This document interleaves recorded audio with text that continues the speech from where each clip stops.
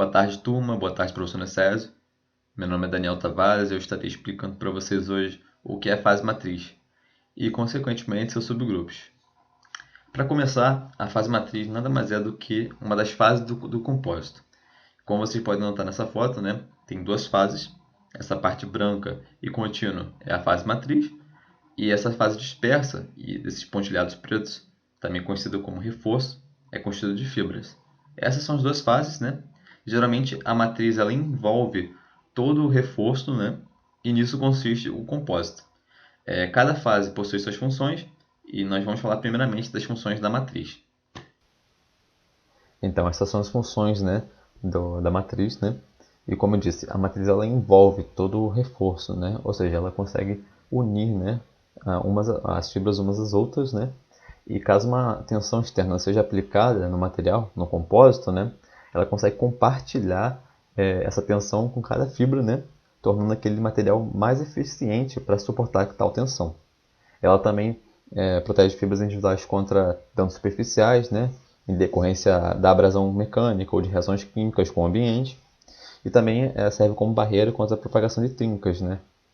Essas são as funções dela, né, e nós vamos passar agora para os subgrupos, né, da fase matriz, que são eles três, né, nós vamos falar daqui a pouquinho. Como eu estava falando, né, os tipos baseados em matrizes, né, são três, né, são eles cerâmico, polimérico e metálico, como vocês podem ver. Nós estaremos falando sobre cada subgrupo, vantagens, desvantagens, além de características, né, e aplicações, né, com exemplos. Então, vamos falar primeiramente sobre o subgrupo de compósitos de matriz cerâmica, né, e no que eles consistem, né.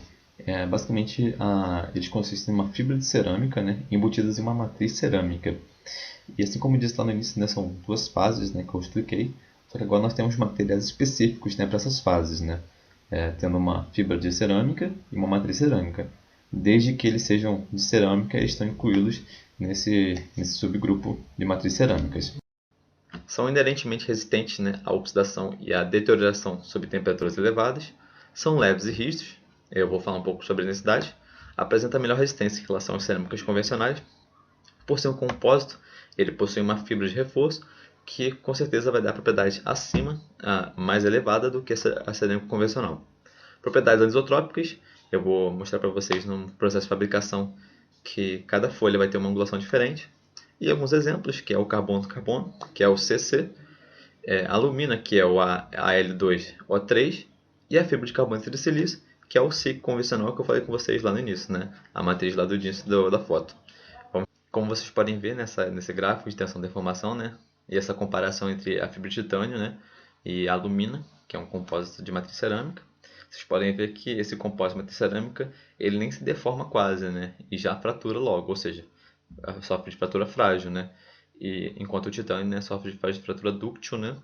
E como vocês podem ver, essa é uma das maiores desvantagens, né, de usar o compósito de matriz cerâmica, né? Nessa tabela podemos ver características mecânicas do compósito de matriz cerâmica e como podemos ver a primeira é a porosidade, vocês podem ver que relativamente a maioria deles é baixa, né? Tirando a alumina, né? Com fibra de alumina, isso reflete diretamente ao quão bom aquele material é para absorver fluidos, né? E podemos ver que geralmente cerâmicas não são tão bons em absorver água, né? A densidade, né, como podemos ver, é relativamente baixa, né, se comparado a outros materiais. Comparado ao alumínio, né, que é 2,7, né, ou titânio, que é 4,5, ou ferro, né, que é 7,8, são relativamente baixos, né. Resistência à tração, né, nós podemos ver que é um valor relativamente baixo, né, se comparado ao aço, né, que é 1.300 megapascal. O alongamento, né, que é referente à ductibilidade, né, depende muito do processo que você usa para fazer o material, né, mas como vocês podem ver, alguns são bem baixos, né, e outros são um pouco mais elevados, né. E assim como falei também naquele gráfico, né, de modo tensão, né, deformação, vocês podem ver que o modo de Young também é bem variado, né, bem variável. Dependendo do processo você ajuda, né, a fazer o material deformar um pouco mais, mas ainda continua da mesma forma com essa fratura frágil, né. E a resistência à fricção, né, que é mediana para os valores, né, de materiais, geralmente. Vamos ver agora um pouco no próximo slide o processo de fabricação dos materiais compostos de matriz cerâmica. Então, essa primeira parte é onde os policilanos em pó são transformados em uma fibra de carboneto de silício de baixa densidade. Como vocês podem ver, essa fibrazinha. Cada fiozinho possui 1/5 do diâmetro do cabelo humano, ou seja, são bem fininhos. Já a base, né, esses fios, passam por 4 revestimentos que melhoram ainda mais a força e a resistência da fibra. Em seguida, essa fibra já tratada passa através de uma pasta de aglutinantes e solventes, que futuramente vão ser enrolados em torno de um tambor úmido, que logo transformará isso daí em uma folha. A folha já preparada, né, é inserida em uma máquina que vai ser programada para cortar com precisão em alguns tamanhos e formatos necessários para alguma peça específica. Depois de cortadas, são empilhadas, né, e orientadas de forma que se tornem ainda mais eficientes. Como eu falei, a anisotropia lá no início, cada angulação vai dar uma propriedade diferente para o material. Uma vez que todas as folhas estão no lugar correto, elas são colocadas num autoclave, né, onde o calor e a alta pressão transitam de camada em camada, transformando essa peça numa peça moldada, que irá passar por um processador de aquecimento, que irá transformar todo o material orgânico nesses poros abertos, que será infiltrado com silicone, né, para adicionar densidade e completar a conversão para uma peça de fibra e matriz de carbono, capaz de suportar até 2.400 graus Celsius. Mesmo assim, né, ele ainda não está pronto. Mesmo depois de todo esse processo, ele não está pronto. Para garantir, né, uma certeza, ele vai passar por uma análise, né, uma análise de qualidade, além de uma análise geométrica.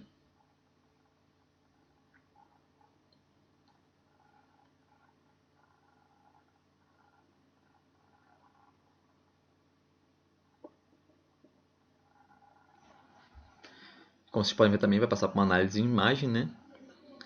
E assim que acontecer toda essa análise, ele vai passar por uma tomografia computadorizada, onde qualquer defeito que é descoberto, o disco vai ser revestido com uma camada térmica e uma camada também de proteção ambiental.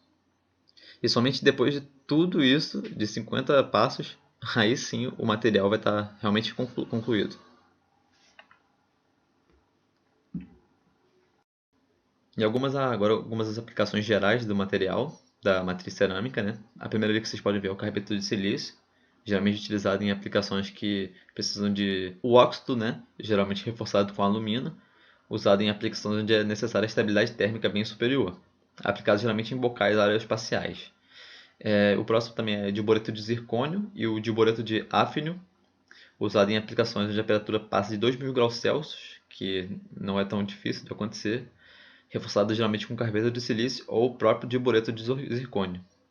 Geralmente, como vocês podem ver ali, é bico de mísseis, né, e bocais de foguete. Vamos passar para o próximo exemplo, que é algumas fotos de aplicação também.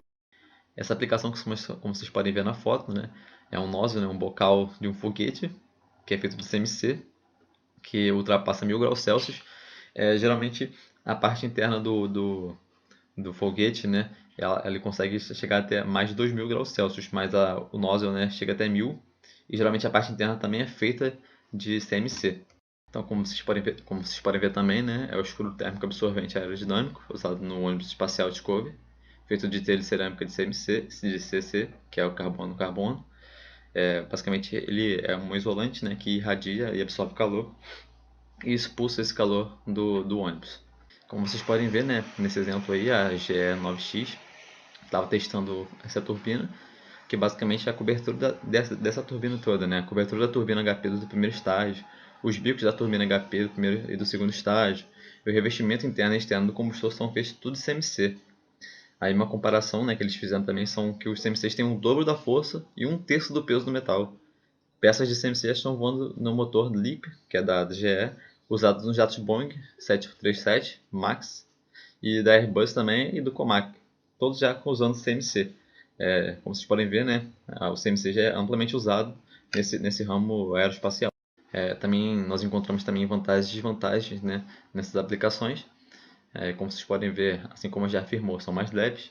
É 1/3 do peso das superligas de níquel, né, usadas anteriormente. Também podem operar 500 graus acima, né, das superligas.